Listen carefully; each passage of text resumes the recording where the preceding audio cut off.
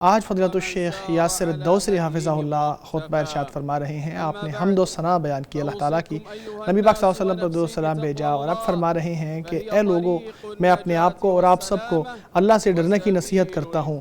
یہی نجات کا، بھلائی کا، کامیابی کا راستہ ہے۔ اللہ کا فرمان ہے، جو اللہ اور اس کے رسول کی فرما برداری کرتا ہے اس نے بہت بڑی کامیابی حاصل کی ہے۔ اے مسلمانوں، ہمیں یہ یاد رکھنا چاہیے کہ اللہ تعالیٰ نے ہمارے اوپر جو مہربانیاں فرمائی ہیں ان میں ایک بڑی مہربانی یہ ہے کہ جو اللہ تبارک و تعالیٰ ہمیں عطا فرماتا ہے ایسی نعمت ہے کہ جس کی جتنی تعریف کر لیں کم ہے، جتنی اس کے بارے میں بات کر لیں اتنی ہی کم ہے۔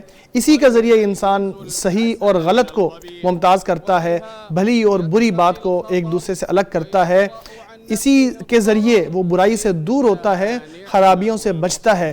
یہ آنکھ کی نعمت ہے، یہ بصر کی نعمت ہے۔ اللہ کا فرمان ہے، کیا ہم نے اس کو آنکھیں نہیں عطا فرمائی؟ اسی لیے جو شخص اپنی آنکھوں کی وجہ سے یا اللہ تعالیٰ اس کو آنکھوں سے محروم کر کے آزمائے اور وہ صبر کرے، اس کو بہت بڑا اجر عطا فرماتا ہے۔ انس بن مالک رضی اللہ تعالیٰ عنہ بیان کرتے ہیں، میں نے نبی اکرم صلی اللہ علیہ وسلم کو یہ فرماتے ہوئے سنا کہ اللہ تبارک و تعالیٰ یہ فرماتا ہے کہ جب میں اپنے بندے کی دو محبوب چیزوں کے ذریعے آزماتا ہوں تو میں اس کے بدلے اسے جنت عطا فرماتا ہوں، یعنی اگر میں آنکھوں کے ذریعے اسے آزماؤں۔ اسے امام بخاری نے روایت کیا ہے۔ دیکھیے، آنکھیں ایسی نعمت ہے کہ جس کے بدلے میں ہمیں ان کو پہچاننا چاہیے، ان کا شکر ادا کرنا چاہیے۔ اللہ کا فرمان ہے، اللہ نے آپ کو اپنے ماں کے پیٹ سے ایسے نکالا تھا کہ آپ کو کچھ علم نہیں تھا، پھر اللہ نے آپ کو کان، آنکھ اور دل دی ہے تاکہ تمہیں شکر ادا کرنے کی جو روش ہے وہ آپ کے اندر پیدا ہو جائے۔ شکر کا ایک ذریعہ یہ ہے کہ انسان اس کو صرف اسی میں استعمال کرے جس میں اسے دنیا اور آخرت میں فائدہ ہو۔ اپنی آنکھ کو تمام برائیوں سے محفوظ رکھے، آفتوں سے محفوظ رکھے، ایسی چیزوں سے محفوظ رکھے کہ جن کی وجہ سے انسان کے اوپر بہت زیادہ وبال آ سکتا ہو۔ یہ ایسی چیز ہے جس کی وجہ سے بہت زیادہ نقصان ہو سکتا ہے۔ یہ آنکھ جو ہے یہ دل کا خط ہے۔ جب آنکھ دیکھتی ہے تو دل میں خیال پیدا ہوتے ہیں اور دل میں ایک کے بعد دوسرا خیال آتا رہتا ہے، وسوسے آتے رہتے ہیں، اور یہ سارا شروع ایک آنکھ کی نظر سے ہوتا ہے۔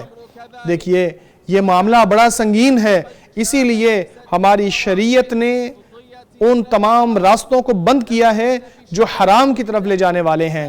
اس لیے شریعت نے صرف اور صرف زنا کو ہی حرام نہیں کیا بلکہ اس کی طرف لے جانے والے تمام ذرائع کو ختم کیا ہے، اس کے سارے دروازے بند کیا ہیں، اس کے تمام راستے منقطع کیے ہیں۔ اللہ کا حکم آیا کہ اللہ نے جن چیزوں کو حرام کیا ہے ان سے اپنی آنکھوں کو محفوظ رکھیں۔ اس لیے شرمگاہ کی حفاظت سے پہلے آنکھوں کی حفاظت کا حکم دیا، کیونکہ یہ دونوں لازم و ملزوم ہیں۔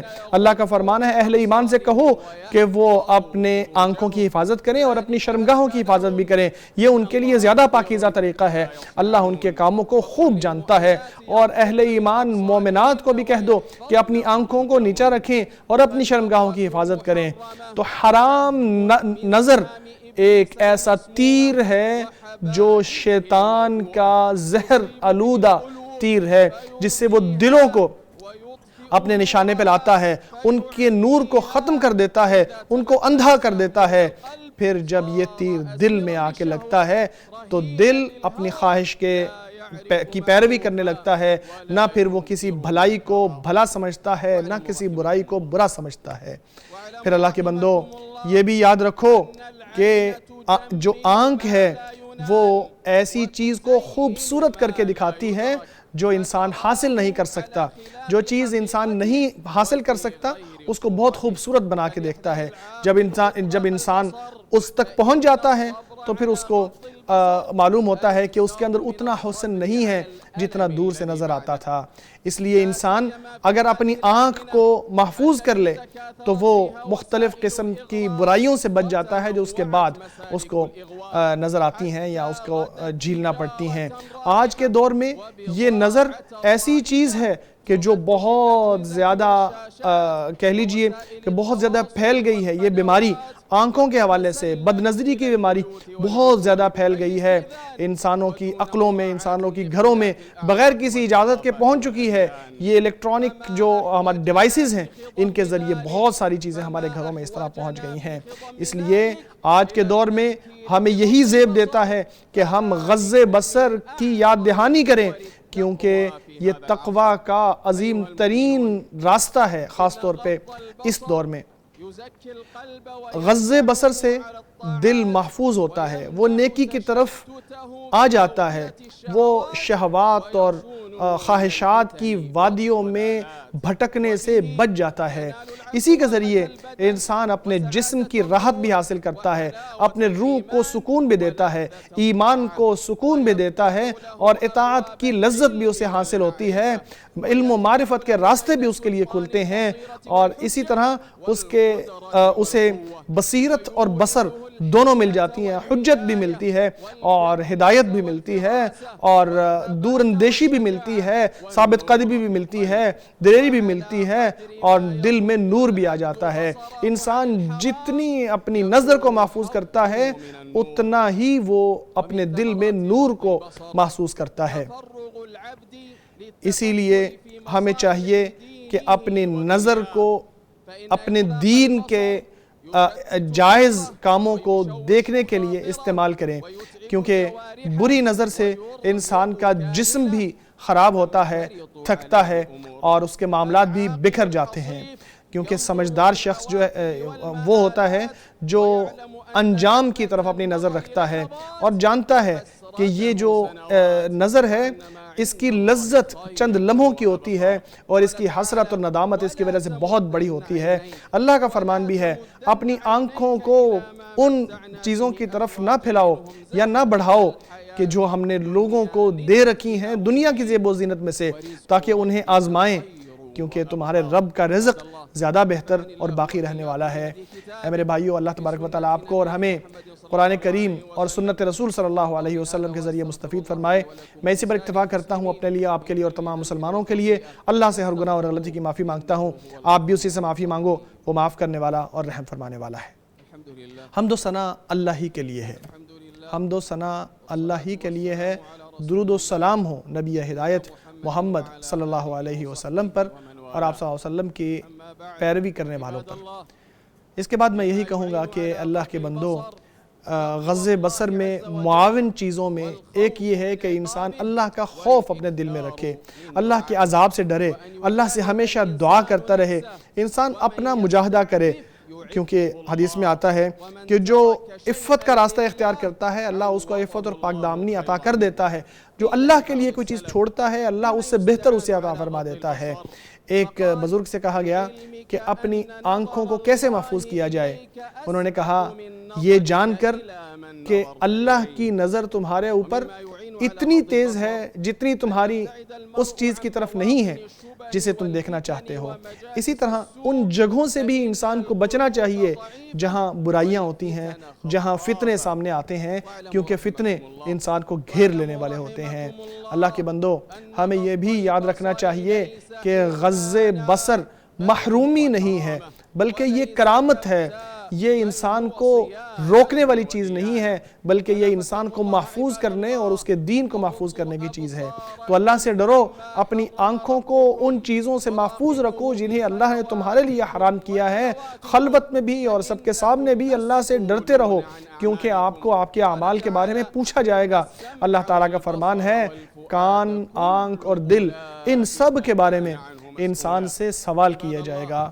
اللہ کے بندو، میں اسی پر اکتفا کرتا ہوں، درود و سلام بھیجو اس نبی پر جسے حکمت اور ہدایت کا ذریعہ بھیجا گیا، جو سب سے افضل انسان ہے، اس دنیا پر قدم رکھنے والے سب سے اعلیٰ اور افضل ہیں۔ اللہ نے بھی آپ کو یہی حکم دیا ہے۔ اللہ کا فرمان ہے، اللہ اور اس کے ملائکہ نبی پر درود بھیجتے ہیں۔ اے لوگو جو ایمان لائے ہو، تم بھی ان پر درود و سلام بھیجو۔ اے اللہ رحمتیں، برکتیں اور سلامتیاں نازل فرما رسول امین صلی اللہ علیہ وسلم پر، آپ کے اہل بیت پر، آپ کی بیویوں پر جو امہات المومنین ہیں۔ اے اللہ چاروں خلفائے راشدین سے راضی ہو جا، تمام صحابہ کرام سے، تمام تابعین سے، اور قیامت تک ان کی پیروی کرنے والوں سے راضی ہو جا۔ اپنا خاص فضل و کرم اور احسان فرما کر اپنی خصوصی معافی سے ہمیں بھی معاف فرما دے، ہم سے بھی راضی ہو جا۔ اے اللہ اسلام اور مسلمانوں کو عزت عطا فرما، اے اللہ اسلام اور مسلمانوں کو عزت عطا فرما، دین کی حفاظت فرما، اپنے دین کی، اپنی کتاب کی، نبی اکرم صلی اللہ علیہ وسلم کی سنت کی، اور اپنے مومن بندوں کی نصرت فرما۔ اے اللہ امن کی نعمت ہمیشہ ہم پر دائم رکھنا، سعودی عرب پر اسے دائم رکھنا، اور تمام مسلمانوں کے علاقوں میں اسے ہمیشہ قائم رکھنا۔ اے اللہ حق اور توفیق اور تسدید کے ساتھ ہمارے حکمران، ہمارے امام، ہمارے حکمران خادم حرمین شریفین اور اس کے ولی عہد کو اے اللہ ان کی تائید فرما۔ اے اللہ ان کاموں میں ان کو توفیق عطا فرما، ان کاموں کی جن سے تو خوش و راضی ہوتا ہے، اور جن میں ملک اور قوم کے لیے فلاح و بہبود ہے اور اسلام اور مسلمانوں کا بھلا ہے۔ اے اللہ ہمارے فوجی جوانوں کی مدد فرما، اے اللہ ان کی نصرت فرما، ان کی حفاظت فرما، اے اللہ ان کا دفاع فرما، ان کی حفاظت فرما۔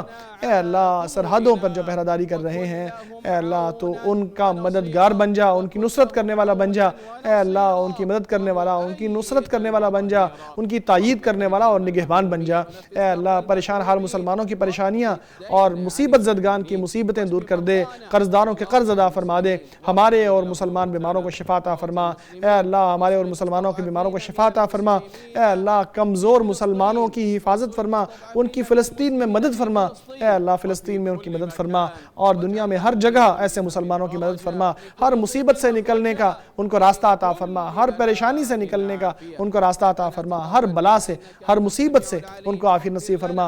اے اللہ ہمیں بخش دے، تو ہی معاف کرنے والا اور رحم فرمانے والا ہے۔ ہماری توبہ قبول کر لے، تو ہی توبہ قبول کرنے والا اور علم رکھنے والا ہے۔ پاک ہے تیرا رب عزت کا مالک ان باتوں سے جو لوگ بنا رہے ہیں۔ سلام ہے مرسلین پر، اور ہر طرح کی حمد و ثنا اللہ رب العالمین ہی کے لیے ہے۔